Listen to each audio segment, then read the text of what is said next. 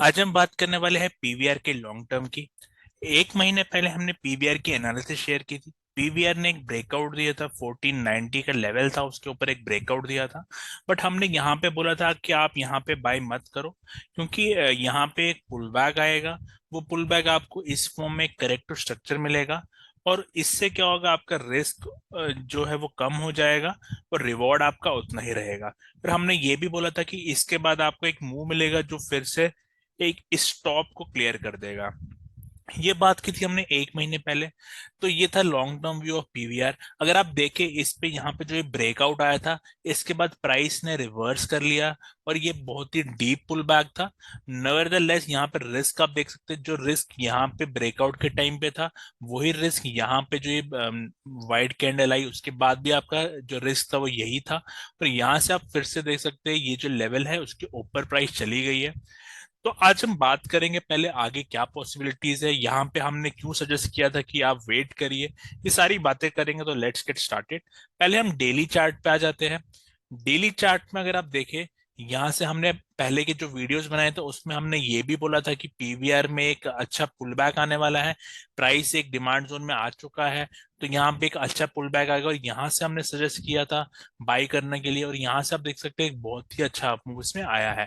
अब यहाँ पे अगर हम बात करें, तो यहाँ से एक मूव, ये से यहाँ तक एक मूव आई, फिर आपको ये पुल बैक आया, और फिर से एक ये मूव आई। अगर अब इन दोनों वेव्स की बात करें, यहाँ पे कोई भी डाइवर्जेंस नहीं है। तो यहाँ पे आप देख सकते हैं इसमें जब भी कोई डाइवर्जेंस नहीं होती, तो हमारी एक्सपेक्टेशंस होती है यहाँ पे करेक्शन होके फिर से और अपसाइड जाएगा। बट ये डेली की बात है। पहले हम इसको लेबलिंग कर ले। अभी क्योंकि यहाँ पे तीन ही वेव्स हैं, तो हम इसको WXY लेबल कर लेते हैं।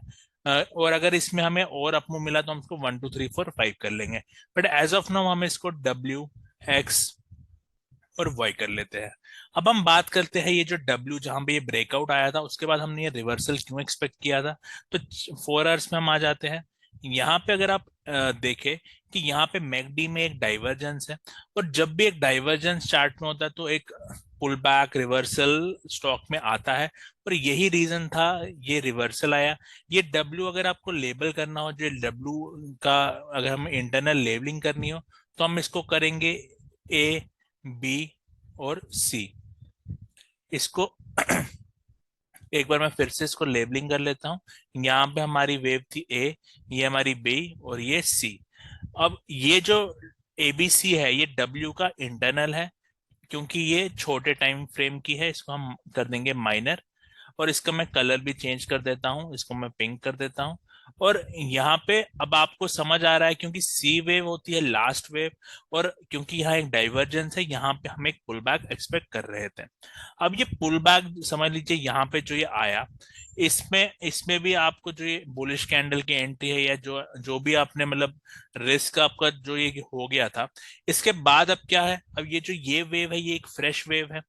इसको भी अगर हम देखें चार्ट में, इसको हम मैकडी में एक बार देख लेते हैं। तो मैकडी में आप देख सकते हैं यहाँ पे भी कोई डाइवर्जेंस नहीं है। तो इसका क्या मतलब है कि इसमें 4 आवर्स के हिसाब से भी एक पुल बैक के बाद अप मूव आएगा। क्योंकि यहाँ पे जब अगर डाइवर्जेंस होता तो हम बोलते हैं लास्ट वेव है। बट अभी डाइवर्जेंस नहीं है, तो हम ये कह सकते हैं कि ये लास्ट वेव नहीं है। ऑल्दो ऐसा जरूरी नहीं है कि डाइवर्जेंस नहीं है कि ये रिवर्स नहीं हो सकता। बट जो हम चार्ट देख के एनालिसिस करते हैं उस हिसाब से हमें इसमें करेक्शन और अप मूव मिलेगा। अब हम आ जाते हैं, बात करते हैं 1 आवर की। 1 आवर में अगर हम आए, तो हमने ये पहले ही एक्सप्लेन किया था कि चार्ट में एक डाइवर्जेंस है। इसका क्या मतलब होता है कि जो मूव अभी चल रही है वो ओवर हो गई है, और यहाँ पे एक करेक्शन बन गई है। अब मैं यहाँ पे अगर एक ट्रेंड लाइन ड्रॉ कर लेते हैं हम, जो ये ट्रेंड लाइन है, इसको हम छोटे चार्ट में देख लेते हैं। तो हम इसको 15 मिनट में आके देख लेते हैं। अब यहाँ पे आप देख सकते हैं हो क्या रहा है काफी दिनों से। जैसे ये फॉल आया, यहाँ पे टॉप में एक डाइवर्जेंसी 15 मिनट के चार्ट में, यहाँ से एक फॉल आया, बट ये प्राइस फिर से ऊपर आ गई। तो ये जो पुल बैक, हम डीप पुल बैक एक्सपेक्ट कर रहे थे, वो अभी तक दिया नहीं है स्टॉक ने। और अभी भी ये इसी रेंज में है। बट यहाँ पे एक पुल बैक आएगा, और फिर उसके बाद फिर से स्टॉक ऊपर इसको अपर एंड में ब्रेक कर देगा। डेली चार्ट की बात करें तो लास्ट की कुछ कैंडल्स एनकरेजिंग नहीं है, बट हम इसमें अगर पुल बैक आता है तो उसमें आपको थ्री वेव करेक्शन ढूंढना है, और उसके बाद फिर से हम ये अपसाइड एंटिसिपेट कर रहे हैं। अगर ये चेंज हो जाता है, जैसे समझ लीजिए हमारी टॉप की जो फर्स्ट वेव यहाँ पे अगर हम एक्सपेक्ट कर रहे हैं इसमें कि फिफ्थ वेव बनेगी, तो कुछ ऐसे लेवल्स है जैसे ये 15-14 का, तो ये फिर से रिटेस्ट नहीं होना चाहिए। क्योंकि हम इसको 1 2 3 4 अगर हम कंसिडर कर रहे हैं, तो उसका मतलब होगा कि ये पॉइंट इसमें रिटेस्ट नहीं होना चाहिए। और अगर ये पॉइंट रिटेस्ट हो जाता है तो हमारी कुछ जो अंडरस्टैंडिंग है कि ये 1 2 3 4 5 होगा, वो गलत हो जाएगी, या उसमें कुछ और सिनेरियो जैसे लीडिंग डायगोनल कुछ ऐसा हो जाएगा, तो वो हम आगे बात करेंगे। बट अभी के लिए ये पॉइंट रिटेस्ट नहीं होना चाहिए। तो ये है हमारी अभी की एनालिसिस पीवीआर की। तो ये वीडियो अगर आपको पसंद आया, इसमें कुछ नया आपने सीखा, वीडियो को लाइक करते रहिए, चैनल को सब्सक्राइब करें, जिससे हमें मोटिवेशन होती रहे और हम ऐसे एनालिसिस एजुकेशनल वीडियो आप तक पहुंचाते रहे। कोई डाउट है जैसे कमेंट डाल सकते हैं। Thank you and have a nice day.